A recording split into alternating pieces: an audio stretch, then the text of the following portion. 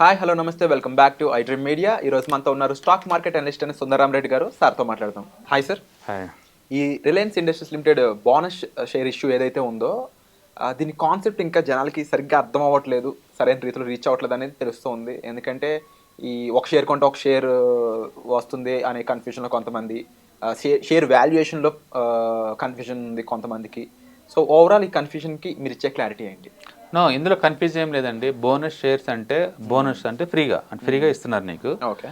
యాక్చువల్గా డివిడెండ్ ఏమో cash bonus అంటారు దాన్ని, అంటే క్యాష్ మీకు ఇస్తున్నారు. ఇక్కడేమో క్యాష్ ఇవ్వకుండా స్టాక్స్ని బోనస్గా ఇస్తున్నారు మీకు.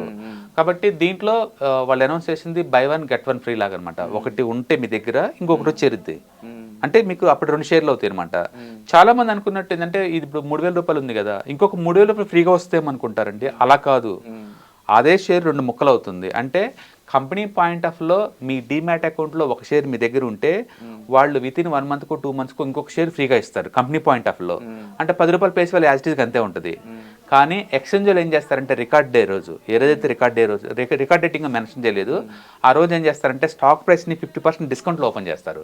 అంటే సార్ ఇక్కడ ఇంకొక విషయం కూడా ఏంటి అంటే ఇది లార్జెస్ట్ షేర్ బోనస్ అని. ఎస్, ఇండియాలోనే ఇది వన్ ఆఫ్ ది బిగ్గెస్ట్ అండి. ఎందుకంటే తెలుసుకోవచ్చు ఇది ఎంతమంది షేర్ హోల్డర్స్ ఉన్నారు దీంట్లో అంటే 677 crore షేర్ హోల్డర్స్ ఉన్నారు. అసలు ఇండియన్ జనాభా ఎంత సార్? ఇది వీళ్ళు ఎంత? నో, ఇండియన్ జనాభా అంటే 50% ముఖేష్ ఫ్యామిలీ చేతుల్లోనే ఉంది కదా టోటల్ స్టాక్స్ లో. అంటే 50% ముఖేష్ అంబానీ వాళ్ళ ఫ్యామిలీ చేతుల్లోనే ఉంది. రెస్ట్ ఆఫ్ ది 50 మాత్రమే ఫ్రీ ఫ్లోటింగ్ స్టాక్స్ అనమాట. అందుకని మొత్తం షేర్ హోల్డర్స్ రిలయన్స్ లో ఉంది 677 crore స్టాక్స్ ఉన్నాయి. ఇప్పుడు ఈ బోనస్ ఇవ్వడం ద్వారా ఆ స్టాక్స్ ఏమవుతాయి, డబల్ అవుతాయి. ఓకే. షేర్ రేట్ మాత్రం పడిపోద్ది.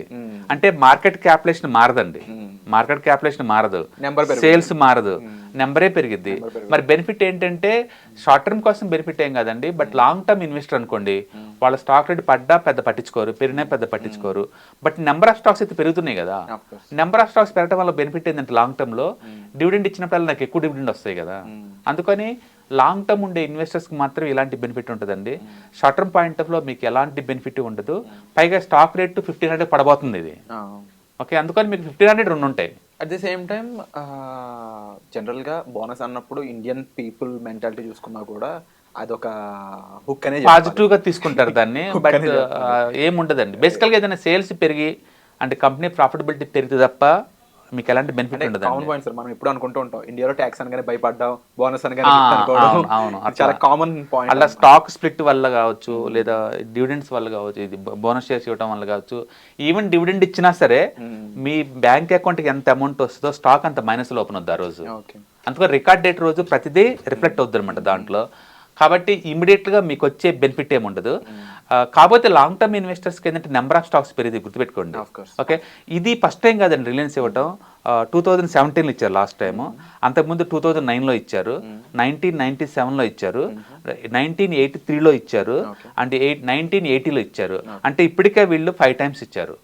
ఇండియాలో ఇలా ఎక్కువ సార్లు బోనస్ షేర్లు ఇచ్చిన ఘనత మాత్రం ఇప్పుడు వాళ్ళకండి. వాళ్ళు ఆల్మోస్ట్ 15 times దాకా ఇచ్చి ఉండొచ్చు. అండ్ మోర్ ఓవర్ సార్ ఈ క్వాంటిటీ అనేది పెరుగుతుంది కాబట్టి అదొక పాజిటివ్ విషయంగా తీసుకోవచ్చు అంటారు. అందుకని స్టాక్ ప్రైస్ మీరు చూసేటప్పుడు ఒక ఏదైనా స్టాక్ 5 ఏళ్ళు 10 ఏళ్ళు కదలలేదు అనుకోండి, ఏదైనా బోనస్ షేర్లు ఇచ్చారేమో చూసుకోండి. ఎందుకంటే బోనస్ షేర్లు ఇచ్చినప్పుడు కట్ అయ్యి మళ్ళీ బ్యాక్ వస్తుంది కదా. ఇప్పుడు రిలయన్స్ బోనస్ ఇచ్చిన తర్వాత షేర్స్ 1,500కి వెళ్ళిపోద్ది స్టాక్, దాని అర్థం పడిందని కాదు కదా. అందుకని హిస్టరీలో కూడా లేదు ఈ స్టాక్ ఒకప్పుడు 3,000కి వెళ్ళిందంటే ఎవిడెన్సే ఉండదు. స్టాక్స్ అన్ని రీబ్యాలెన్స్ చేస్తారు కాబట్టి అది తిరిగి 1,500కి వస్తుంది. బట్ స్టిల్ 1,600 ఆల్ టైమ్ హైకి వెళ్ళిపోద్ది. అప్పుడు 1,600 అవ్వగానే అది ఆల్ టైమ్ హైకి వెళ్ళిపోద్ది అనమాట. అట్లా అనమాట. చిన్న లాజిక్ అనేది చాలా ఇంపార్టెంట్ లాజిక్. కాకపోతే ఏంటంటే లాంగ్ టర్మ్ పాయింట్ ఆఫ్ లో బెనిఫిట్ అవుతుంది. లాంగ్ టర్మ్లో ఎగ్జాంపుల్ మనం ఐటీసీ కనుక తీసుకున్నాం అనుకోండి, ఐటీసీలో మీరు 1970లో కనుక ఐపీఓకి వచ్చినప్పుడు కనుక దాన్ని అప్లై చేసి ఉంటే అప్పట్లో స్టాక్ ప్రైస్ 3 రూపాయలకి అమ్మారండి వాళ్ళు. మీరు కనుక ఆ టైంలో 10,000 రూపాయలు ఉంటే, ఆ టైంలో 10 రూపాయలు అది మీ దగ్గర కనుక 10,000 కనుక్కుంటే మీకు ఆల్మోస్ట్ 3,333 స్టాక్స్ వస్తాయి 3 రూపాయల మీద. ఇన్ని సంవత్సరాల్లో ఈ 30 years టైంలో వాళ్ళు నెంబర్ ఆఫ్ టైమ్స్ బోనస్ షేర్లు ఇచ్చారు, అంటే స్టాక్ స్ప్లిట్ ఇచ్చారు. ఇన్ని చేసిన తర్వాత మొత్తం స్టాక్స్ మీ దగ్గర 13.8 crore స్టాక్స్ అయినాయండి. 13.8 crore అండి. వాళ్ళు ఒక స్టాక్ ఇచ్చే డివిడెండ్ ఎంత అంటే ₹16 ఇస్తారు ఐటీసీ వాళ్ళు. Okay. ₹16 into this 13.8 lakhs is equal to రఫ్గా more than 2 crore వస్తుంది. Of course. అంటే ఐటీసీ ఐపీఓకి వచ్చినప్పుడు ఎవరైనా సరే ఒక 10,000 పెట్టిన వాళ్ళందరికీ ఇప్పుడు సంవత్సరానికి every year more than 2 crore వస్తుంది. ఇది పెరగడమే తప్ప తగ్గటాలే ఉండదండి. So, ఇలాంటి లాంగ్ టర్మ్ ఓరియంట్ గా ఆలోచన వల్ల easy గా వాళ్ళకి అది బెనిఫిట్ ఉంటుంది తప్ప benefit ఉంటుంది. షార్ట్ టర్మ్ పాయింట్ ఆఫ్ లో ప్రైస్ వైజ్ గా నీకు ఎలాంటి బెనిఫిట్ ఉండదు. బట్ అన్ఫార్చునేట్లీ రిటైలర్స్ ఏంటంటే ఎమోషనల్ గా ఫ్రీ అన్నట్టు ఎంటర్ అవుతారండి.